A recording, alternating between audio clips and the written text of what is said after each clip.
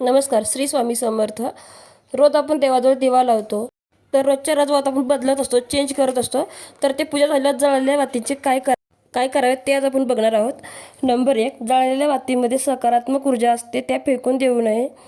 Number 2, जळलेल्या सगळ्या वाती 10 दिवसपर्यंत एका मोठ्या दिव्यात जमा कराव्या व 11व्या दिवशी दिव्यामध्ये कापूर व लवंग टाकून सगळ्या वाती एकत्र जाळायच्या.